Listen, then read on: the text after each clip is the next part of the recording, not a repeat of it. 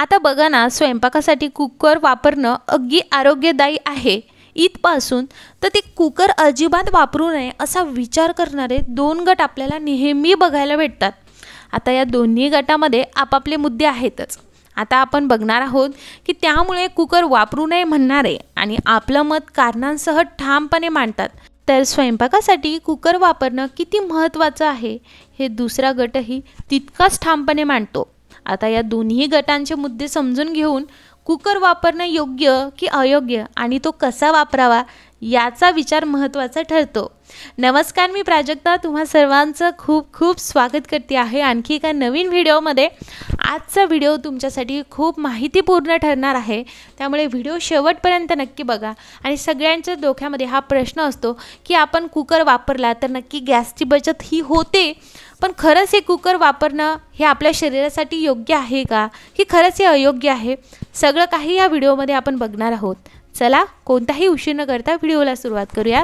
सगळ्यात पहिले आपण एक गट घेऊयात की कुकर वापरू नये, तर मग का वापरू नये ते बघून घेऊयात। आता पहिले काय व्हायचं आहे की माती किंवा ॲल्युमिनियम सोडून इतर धातूंच्या भांड्यात शिजवलेले अन्न आपल्यासाठी नेहमी सुरक्षित आहे।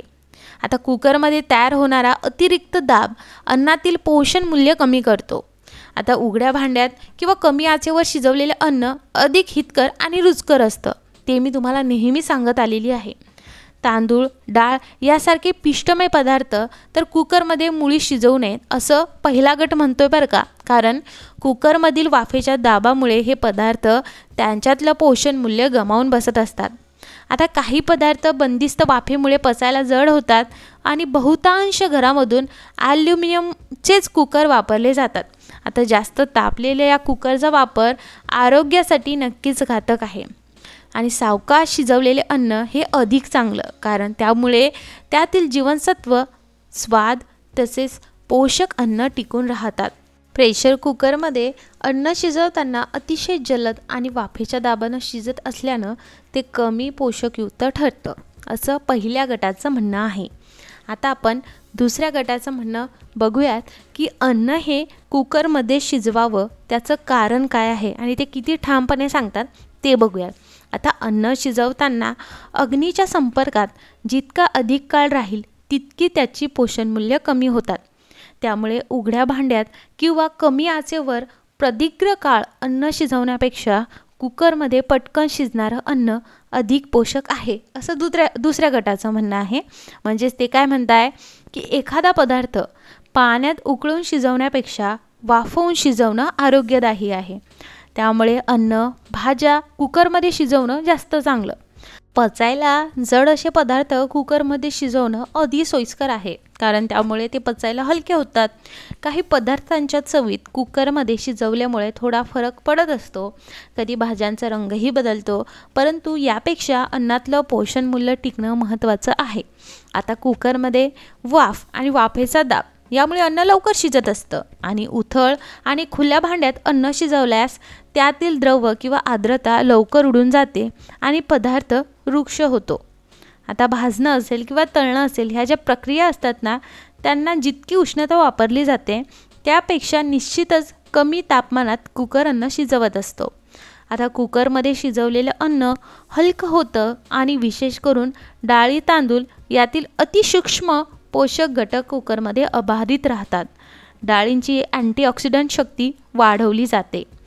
विविध प्रकारच्या डाळी तसेच एकल धान्यामधील वाईट कार्बयुक्त चांगल्या आणि शरीराला उपयोगी पडणाऱ्या स्टार्चमध्ये परावर्तित केली जात असतात। आता असं या दुसऱ्या गटाचं म्हणणं आहे। आता आपण बघणार आहोत की नेमका कुकरचा हेल्दी वापर आपण कशा पद्धतीने करू शकतो। दोनही गटाचं आपण ऐकलंय, आता आपण नेमका कुकरचा बरं कसा हेल्दी वापर करू शकतो ते बघूया। कुकर गॅसवर ठेवला की आज अगदी कमी किंवा खूप जास्त न ठेवता मध्यम ठेवावी। नुसता भात लावला असेल तर 2 शिट्ट्या झाल्यावर गॅस बंद करायचा। डाळ आणि तांदूळ कुकरला लावण्यापूर्वी अर्धा तास आधी धुवून भिजत ठेवले तर आणखी लवकर शिजतात. आता आपण दोघांनाही राग यायला नको म्हणून आपण हेल्दी वापर कसा करायचा ते बघत आहोत. आता बऱ्याच जणी काय करतात माहिती आहे का, कुकर लावून TV बघत बसतात किंवा मैत्रिणीशी फोनवर बोलत बसतात. आता त्या नादात किती वेळ झाला, किती शिट्ट्या झाला याकडे लक्षच राहत नाही आणि हे चुकीचं आहे. कारण अति शिजलेलं अन्न देखील निचव होतं. म्हणजे सर्वसाधारणपणे 4-5 जणांचा स्वयंपाक असेल तर डाळ आणि तांदूळ लावलेल्या कुकरच्या 3 शिट्ट्या झाल्या की 5 मिनिटं गॅस बारीक करून बंद केला तरी अन्न बरोबर शिजतं. आता ॲल्युमिनियम धातूचा कुकर जसं की माझ्याकडे आहे तसा तुमच्याकडे असेल तर त्यामध्ये अन्न शिजवायला स्टीलच्या डब्याचा वापर करायचा. म्हणजे अन्नाचा कुकरशी थेट संपर्क येत नाही आणि शक्यतोवर स्टीलचा कुकर वापरावा. पण नसेलच तर मग तुम्ही अशा पद्धतीने, ज्या पद्धतीने मी टाकलं आहे त्या पद्धतीने तुम्ही करू शकता. कुकरची रिंग वॉल्व अधूनमधून बदलावे म्हणजे तो उत्तम कार्यक्षमतेनं काम करतो. रिंग सेल असेल तर वाफ बाहेर जात राहते आणि अन्न शिजण्यास वेळ लागत असतो. त्यामुळे कुकर लावताना खाली पाण्याचं प्रमाण योग्य असावं म्हणजे हवी त्या प्रमाणात वाफ तयार होण्यास मदत होत असते. बरेचदा तापून कुकरचा आकार बदलून तो वेडा वाकडा होतो. अशा वेळी आतील पदार्थाला उष्णता एकसारखी मिळत नाही, त्यामुळे अन्न व्यवस्थित शिजत नाही. त्यामुळे सुद्धा कुकरची स्वच्छता आणि कुकरच्या देखभालीकडे लक्ष देणंही महत्त्वाचं आहे. सो आता मी तुम्हाला हे दोन्ही सांगितलं, दोन्ही गटांचं काय म्हणणं आहे आणि आपण कुकर खरंच कशा पद्धतीने वापरू शकतो मी तेही सांगितलं आहे. आता तुम्हा सर्वांना मी एक काम देणार आहे की तुम्हाला काय वाटतं, आपण कुकरचा वापर हे रोज भाजी बनवण्यासाठी करायला हवा की नाही हे मला कमेंटमध्ये सांगा. आणि तुम्ही कुकर जे आहे ते डेली वापरता का, म्हणजे भाज्या ह्या कुकरमध्येच बनवता का की फक्त कुकरचा वापर डाळ भातसाठी करत असता तेही कमेंटमध्ये मला सांगा. आणि हो, ह्या दोन्ही जे आपण गटचे मुद्दे मांडले आहेत त्या दोन्ही गटांपैकी तुम्ही कोणत्या गटाच्या साईडनं आहात तेही मला कमेंटमध्ये सांगा.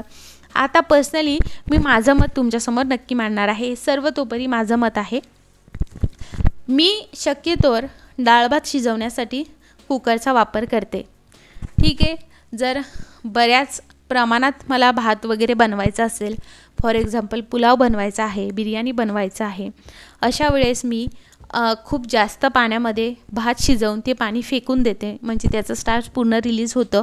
आणि थोड्या प्रमाणात असेल तर मी नक्कीच अशा पद्धतीने करते, कारण लहान बाळ आहे तर मग गाळ भात शिजला पाहिजे म्हणून मी अशा पद्धतीने कुकरच्या मध्ये जे आहे ते डब्यांचा वापर करत असते आणि डाळ आणि भात अशा पद्धतीने शिजवत असते. आता हे आपण बऱ्याचदा ऐकलं आहे की ॲल्युमिनियमचे भांडे वापरायला नाही पाहिजे, त्यामुळे कॅन्सर होतो.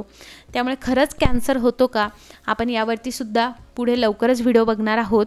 त्यामुळे आपल्या चॅनलला नक्की सबस्क्राईब करा. काही माझं चुकलं असेल तर खरंच अधिक क्षमा मागते.